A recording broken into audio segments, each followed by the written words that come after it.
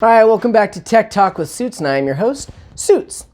So, once again, we are back. Last time we went ahead and reviewed some of the scenes from from TV shows, and in fact, only one of them was really accurate, so still hats off to that TV show. I think it was Limitless.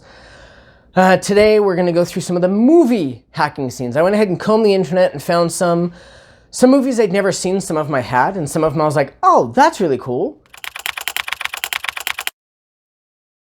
So to start off with, we're going to go with this one's called Black Hat Hacking, and let's see if it's cringe or not.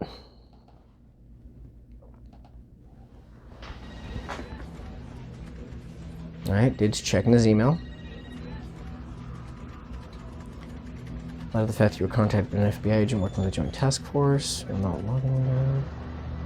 Chinese cyber specialist. His password? You need to change your password.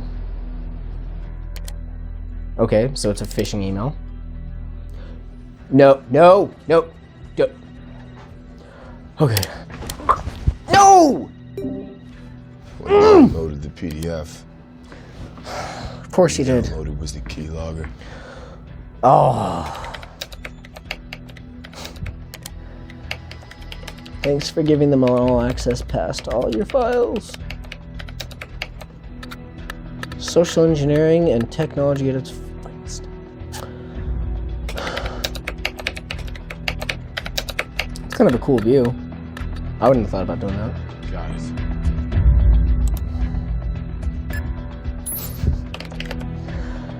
All right, so I'm gonna pause it there. I'm just gonna stop that one. All right, so what ended up happening is this is actually very, very typical of hacking. Part, if not most, of hacking, depending on where you're going with it. Last time we talked about how it can be programming languages. In this case, they are mixing social engineering along with hacking tools and getting their desired effect. The attachment held a key logging program, which is where this whole thing went, ugh. Don't click on random attachments, even if they look promising. So a keylogger in this case is a program.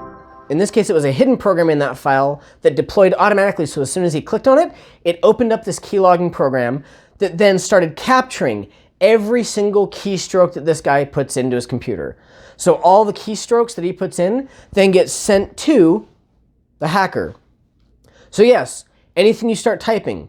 So they get a file, depending on the program, they get a file that comes up and says, so if you were logging in for the day, it would show your username, it would show you hitting enter, it would show your password, whatever you are typing in. So even if you're typing in the wrong password or the wrong username a few times, all that shows up. Everything that you have just typed now shows up for their log. That's why it's a keylogger. It's logging every keystroke, which was really cool to see beneath the keyboard, them typing the keys, which cool to me to see. But yeah, social engineering was, hey, you should change your password. Here's a list of how you can do it. So now he's got it in his mind, oh, I need to change my password, and I'm gonna go ahead and open this attachment. And that's where it all, because all of it got sent. Now the hacker can then get his username and password and easily log in on their own, access the systems, whatever they're trying to access. Don't open up attachments, even if they look fine. Unless you know exactly what they are. So if you sent yourself an attachment or your friend said, hey, I sent you an attachment, which if they're a computer savvy friend and they're being a jerk, that still wouldn't help. But in this case, social engineering for the win, and a basic program that you can easily download. Yay for the keylogger. Accuracy, yes. Whether or not that email might have made it through, or they had, most of the time people are good enough to go, hey, wait, is this accurate? Should I just delete it or should I go on? So the guy being dumb enough to open the email, all that's very accurate. I just hope that people aren't that dumb. Another one from Black Hat Hacking. Or Black Hat, sorry, not Black Hat Hacking. Okay, so a very attractive woman walking in. Hi. Hello. Excuse me, I'm sorry, can you speak A little bit English? of English. I'm here to have a meeting with Mr. John Harry in 5 minutes. Go to Yep. the reception on the third floor. Yeah, I know, but Can you So help she me? My purposely threw presentation got coffee on her stained. presentation. Any chance can No. you bring me a new No. copy, please? Nope. You're not supposed to, but There's a reason you're not supposed to, you dingbat.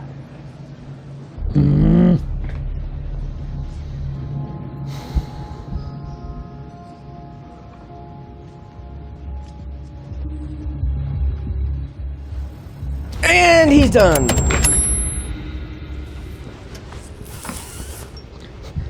While the hacker just chills in his place and boop, full access. All right. Yeah, that's fun times. So, stopping it though. The reason why this is a problem is because that's an unknown USB drive to the security guard. He doesn't know what's on it. He doesn't know who she is. I don't care that she said, oh, this is my name. I've got this meeting. Can you print off my report? No, don't do it. The moment you plug in that USB drive, if you set up the USB drive properly, the moment you plug it in, if you have an internet connection, the hacker immediately has full access to your computer. In fact, you can buy them online. They're called rubber ducky drives too. You can even set them up on your own. That's why you do not plug in unknown USB. By the way, side tip, if you ever find a random USB just lying around on the road or at your work or on the floor on a counter, do not plug it in. Especially with the fact that USBs are incredibly cheap nowadays, it's not worth it. Don't plug it in. You don't know what's on there, and you might be giving up control. So social engineering, once again, I swear, women in movies and TV shows are the best social engineers. Because guys are just like, oh, pretty face. How you doing? I'll do what you ask. No.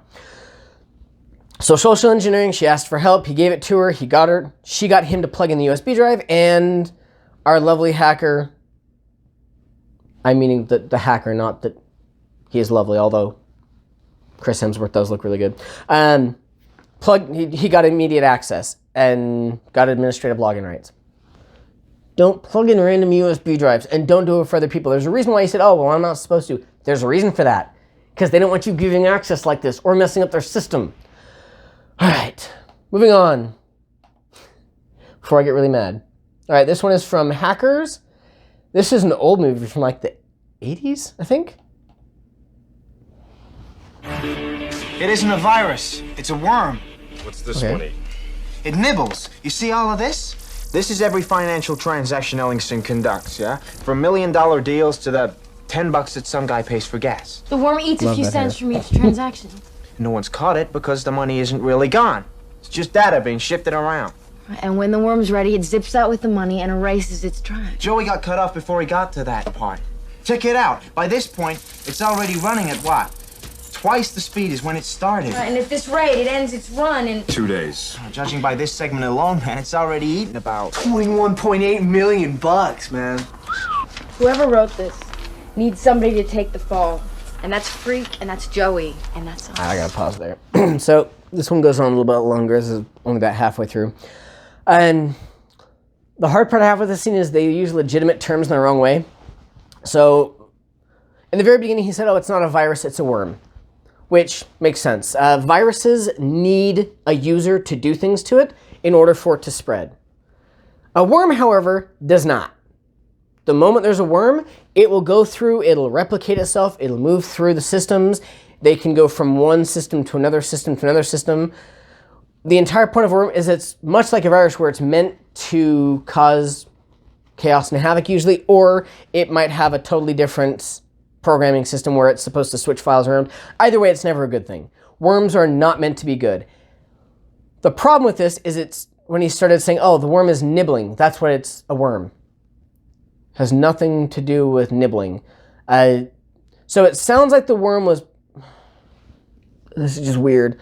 So somebody made a program to start shifting finances around so every time... It sounds like the whole Superman 3 thing, where every time there's a transaction or whatever, it's just taking little bits off, or I'm totally misunderstanding that. But they did say that it's meant to be just taking parts and parts, and it's ever growing. Well, worms are ever growing. They expand, they get out there, they cover systems, networks, stuff like that, and they're pretty good at what they do. They're actually easier to defeat generally than viruses, but they spread on their own very quickly. So with this saying, hey, this worm is meant to be taking the money, yes, you could probably program something on the worm that's meant to do financial transaction stuff, but that's not the inherent point of a worm. It's just meant to spread and get out there. As far as this hurts the forensics part. When he said, oh, well, nobody's noticed it's missing because it's just data being shifted around. That makes no bloody sense, because that's like me not withdrawing cash for anything and just doing all my banking online and you only using the debit or credit card, whatever. I'm shifting the data around. That's all that is. I'm not actually dealing with cold hard cash or coin money. It's just data being moved around. Yeah, you're going to notice that. So whoever the accountant is really screwing up at their job. Because yeah, it moved the data from this bank account to this other part, no longer being there. Which this would be what forensics would do, is they would go through and say, hey, this program is moving money around. We need to trace it down, figure out where it's going, what it's doing, what the purpose is, where to put all the money. So yeah, that's not a thing to say, oh, well, the data's still there, so nobody's noticing it. If it's been moved, it's been moved. So no, that's not how that would work at all. But yes, you would need a fall person, obviously. All right. We will do... You know what? I'm just going to keep on the theme of Hackers. We might as well just do this movie. It'll be fun. This is the opening of Hackers. Okay. So I'm going to assume that's SWAT. I remember seeing this movie a long time ago. I love how the dad is still just washing his car. Okay, militarily and being a firearm owner, they're flagging each other. Like they're gonna shoot each other. That is not how you properly carry guns. Why are they pointing into the windows? I know this whole channel is for text, but that just hurt my brain watching them mishandle firearms. What's going on? What's the matter? Who are You don't have to announce who you are. Hey! Come in the back! Dave! Knock it down. The defendant, Dade Murphy, who calls himself How does he Zero know exactly where he Cool, was in the house? has repeatedly committed criminal acts of a malicious nature. This defendant possesses a superior intelligence, which he uses to a destructive and antisocial end. His computer virus crashed 1,507 systems, including Wall Street trading systems, single-handedly causing a 7-point drop in the New York Ooh, he's got a stock suit on market. too. Dade Murphy, I hereby fine your family $45,000 Back in the 80s. and sentence you to probation, under which you are forbidden to own or operate a computer or touch-tone telephone until the day of your 18th birthday. All right, stopping it there. Yeah, sorry. Other than the military rushing in like that, which I still want to know how they knew exactly where he was, because that's not how tracing works. You can trace to a physical address. You have no idea if they're in the basement, in the back room, on the top floor, where you are. They have to then do a search for it, which would really suck in an apartment complex. They might be able to get a little bit more like information. So if they found somebody was doing it in an apartment complex and they were able to track down the IP address, they can, depending on the system, they can sometimes get a physical address as well, because they're working with the internet service provider, who would then have the record of, oh, wait, that IP address is associated with this person's computer. In this case, Dade Murphy. But you wouldn't know, like, if it was an apartment complex, they could get it to the apartment and say, okay, it's in this apartment, in this apartment. But you wouldn't know which room and what floor like that. But anyway, yeah, totally. No, if you cause that many systems to crash, he's over 1,000, and the stock market to drop, which back then I could see because computers were still newer.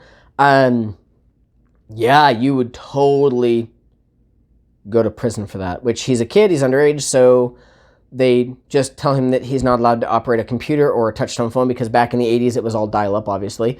So yeah, that and phone phreaking was very, very large back then. So yeah, I've actually yeah, that totally makes sense. There are a lot of people that get that are found. He is extremely lucky he's a kid. Also goes to show you that it doesn't matter what age you are. Knowledge is knowledge.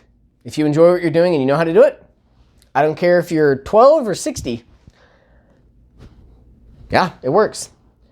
So that part, other than the SWAT team being terrible at their job, totally accurate. And we'll watch this last one, apparently still from Hackers. See how this goes. So now that same kid is now, I guess, on his 18th birthday. What are you doing? I'm taking over a TV network. Finish up, honey, and get to sleep. Happy birthday. Okay, so this is his 18th birthday. And I love how people give these, like, oh, if I told them the truth, they'll take it as a ridiculous answer. I'm taking over a TV station. And his mom's like, oh, whatever. Norman speaking. Norman, this is Mr. Oh, he's phone freaking. I just had a power surge here at home that wiped out a file I was I'll come back to this part. Anyway, social engineering. Big trouble. You know anything about computers? The answer every hacker loves to hear. Nope. My BLT drive on my computer just went AWOL, and I got this big project due tomorrow for Mr. Kawasaki, and if I don't get it in, he's gonna ask me to commit harikiri. Yeah, well, you know these Japanese management techniques. I kind of like those sunglasses, though. What are their computers doing? Is that their screensaver? That's a little boxy thing, Norman. I guess it's screensaver. That just looks weird. Does my computer talk to the one there? 212 Don't do it. Don't do. Oh. 555 4240.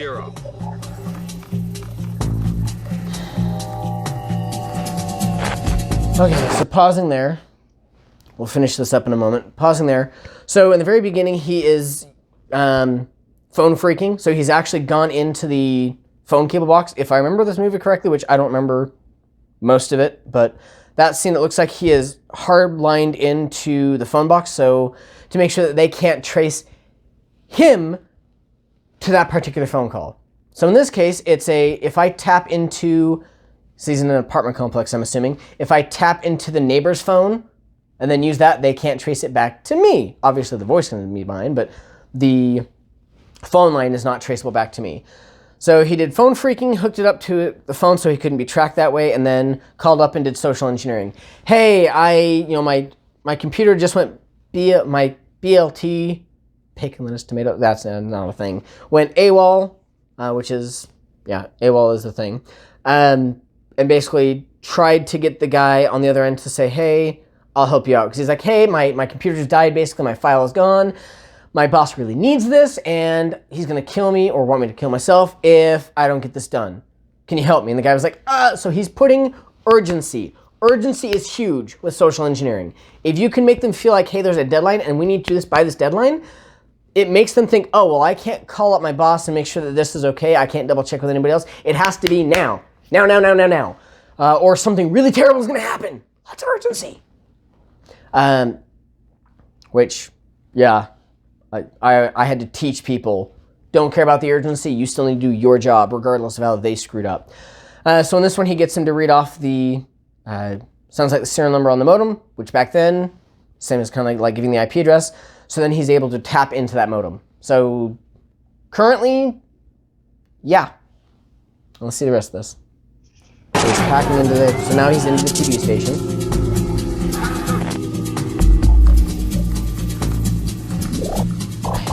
Okay, that irritates me. Very interesting interface. But I hate the fact that all the boxes pop up. I'm muting that part out because the guy is being racist on TV in the 80s, and I don't want my channel to get flagged for that crap. So, if you wonder why something went silent, that's why. So far, yeah, if he's in the station, he could then control it. His beginning screen irritated me because that was just a lot of crap. Okay, so he's telling the machines and the robots to switch out tapes, which it seems like that's how their station works. That's one way to get is that the outer limits? He's just happy. He changed out sunglasses. The Outer Limits, great show. Used to love that. Creeped me out too. Hey, what? Okay, why was there flame popping up on the bottom? Okay, so you can message people through this, but you don't normally do that. And I'm really confused with the graphical interfaces. My flame suddenly appeared, because that's just weird. Okay, so he's giving his hacker handle, which people do. Unbelievable. A hacker. Acid burn says leave before you are expunged. Okay, so this is one of the things that's very popular in TV shows and movies, is they love to show hackers fighting each other. Not a typical thing, because that's not how it really works. I don't think you'd have two different computers both getting access. Usually it's, hey, I have access, and then the other person tries to kick me back off of having access. So that's not really a thing, but it does make for some entertaining stuff, watching the machines just go back and forth and keep, like, taking the tapes from each other. This is like a gimme, gimme, gimme. But no, how are they watching a show? Oh, I guess they're just showing battle TV show. Let's just creative and cool. But yeah, not how that works at all. Sounds loud. And the other hacker kicked him off. So, first part accurate, second part starts to be accurate, and then it's, hey, somebody else is coming to kick me out. If the user interface is allowing you to message people back and forth, usually it's not just going to be like black out your entire screen and then show the message. Be a really weird setup. And normally it's not people battling back and forth. Usually if it's one person controlling it, most systems even today are, hey, this person has access, and now it's kicking you out to give this other person access. It's not, hey, let's having it fight, because why in the crap would you set up a system in your TV station to let the machines argue with each other and take control over back and forth? You'd have one control station controlling the whole thing. Not, hey, we're going to set this up to give access to two people fighting back and forth. It'll be fun. No. So, I don't like giving grades, but Black Hat, accurate. Hacker, partially accurate, though their interfaces, meaning what their screens are showing, is really weird. I don't know why you'd set it up that way, and that also, half that wouldn't be real. So, part real, part BS.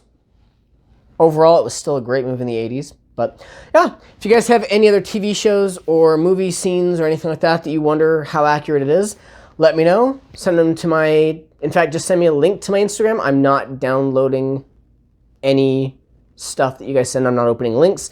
But you can send me a message on my Instagram, Tech Talk with Suits, all one word. I'm going to link it in the description below. And let me know what you think. If I am terribly wrong and you're like, no, that's not at all how that works. Or if you're like, no, this is what they actually meant. This is why this scene is correct. Let me know. I'm always open to being proven wrong if you can. But this is Tech Talk with Suits once again. This is Suits signing out.